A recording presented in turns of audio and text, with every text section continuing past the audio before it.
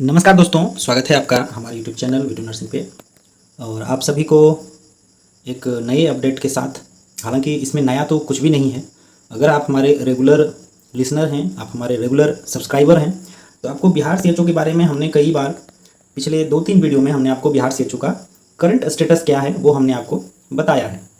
फिर भी हमारे पास बिहार सीएचओ को लेकर के बहुत से क्वेरीज आते हैं कि बिहार सीएचओ का लिंक कब एक्टिव होगा। सर, बिहार सीएचओ का जो लास्ट डेट है वो आपका 21 जुलाई है, उसके बाद हमने अभी फॉर्म नहीं डाला है।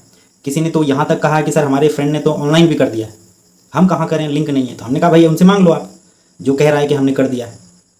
तो तमाम तरह के लोग आपको मिलेंगे और तमाम तरह की बातें जो है देखने को मिलती है और सुनने को मिलती है।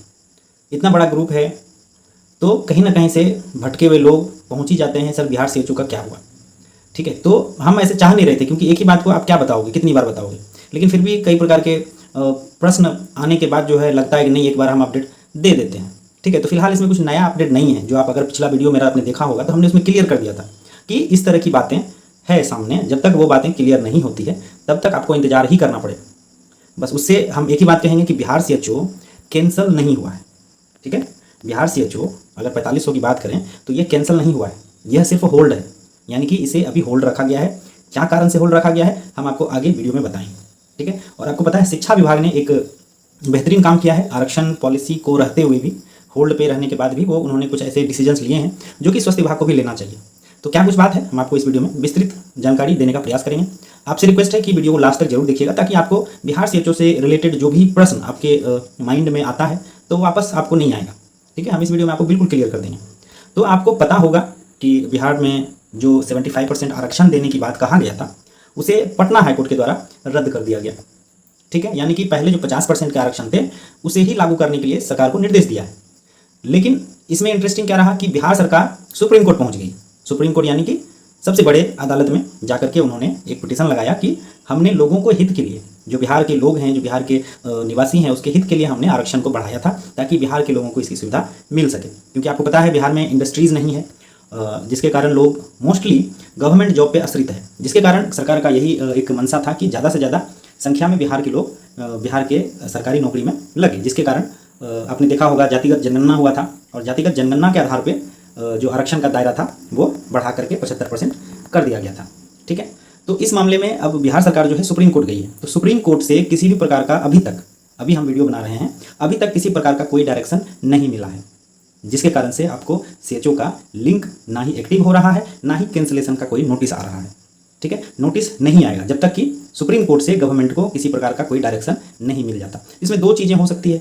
एक क्या हो सकता है कि या तो सरकार को 50% के आरक्षण पे मानना पड़ेगा, या फिर अगर सुप्रीम कोर्ट से अलाउ हो जाता है तो 75% के आरक्षण से होगा। कुछ ना कुछ तो आउटकम आएगा, चाहे वो 50% से आए या फिर 75% से आए। लेकिन क्या है ना कि विभाग अपने अंदर जो भी वैकेंसीज देने वाली थी उसको सबको होल्ड कर दिया। आप यहाँ पे देखिए, हाईकोर्ट के आदेश के बाद प्रदेश में अटक सकती है 4.5 लाख, लगभग 4,72,000 नौकरी जो आने वाला था अलग अलग विभागों में, वो सब का सब रुक गया है, होल्ड हो गया है।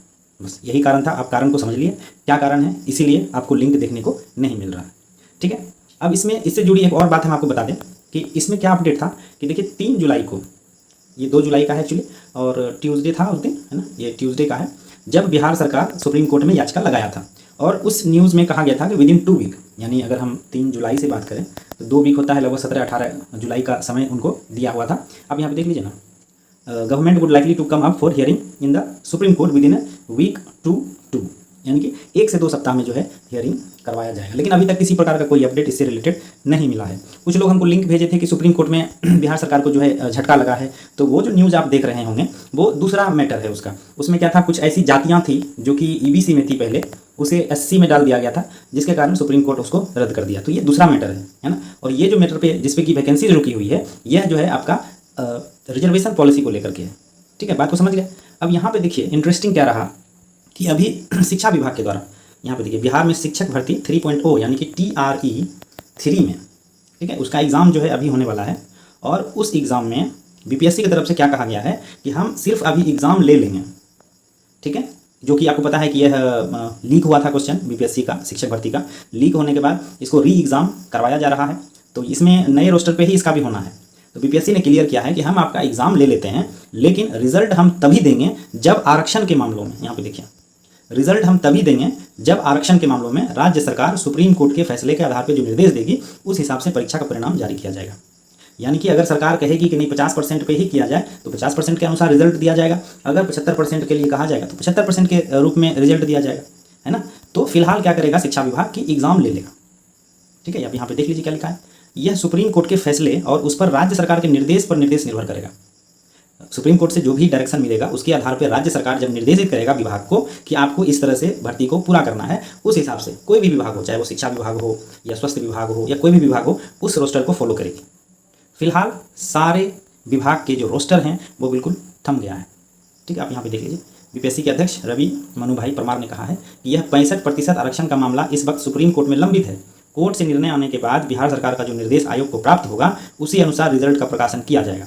तीसरे चरण की शिक्षक भर्ती का रिजल्ट जारी होने के बाद ही चौथे चरण की शिक्षक भर्ती का जो है आयोजन किया जाएगा। तो हालांकि ये तो शिक्षा विभाग से रिलेटेड है, हम सिर्फ आपको यह दिखाने आए हैं कि आप आरक्षण को लेकर के बात को समझें कि आरक्षण का मामला जब तक क्लियर नहीं होता है तब तक विभाग जो है इस पर सोचने के लिए भी तैयार नहीं है। तो सुप्रीम कोर्ट में ऑलरेडी बिहार सरकार पहुंची हुई है। सुप्रीम कोर्ट में जैसे ही सुनवाई होती है, जैसे ही डायरेक्शन मिलता है, तो आप लोगों को बिहार सीएचओ का 4500 का वैकेंसी और बिहार एनएचएम जो स्टाफ नर्स का 2500 का वैकेंसी था वो आपको देखने को मिलेगा। इसमें एएनएम भी है लगभग 1200 के आसपास, वो भी आपको देखने को मिलेगा, और जितने भी पैरामेडिकल के वैकेंसीज था वो भी आपको देखने को मिलेगा। ठीक है, तो सब मिलाकर के बात यही है कि आपको तब तक इंतजार करना पड़ेगा जब तक कि सरकार को सुप्रीम कोर्ट से किसी प्रकार का डायरेक्शन नहीं मिलता है। ठीक है, बस इतना सही बात है। इसके लिए बहुत सारे जो प्रश्न आ रहे थे तो हमने सोचा कि एक वीडियो के माध्यम से हम आपको ये चीज़ें बताते हैं। ठीक है, और इसमें कुछ भी अलग नहीं था। अब यहाँ पे देख लीजिए 3 जुलाई का यह न्यूज़ है जब सुप्रीम कोर्ट वो लोग पहुंचे थे। Bihar move supreme court against Patna high court order quashing 65% quota. ठीक है, इसमें कुछ भी नया नहीं था। हमने कई बार ये वीडियो ऑलरेडी हमने कई बार किया था। आप इंस्टेंट जानकारी के लिए आप हमारे व्हाट्सएप ग्रुप से जुड़ जाएं।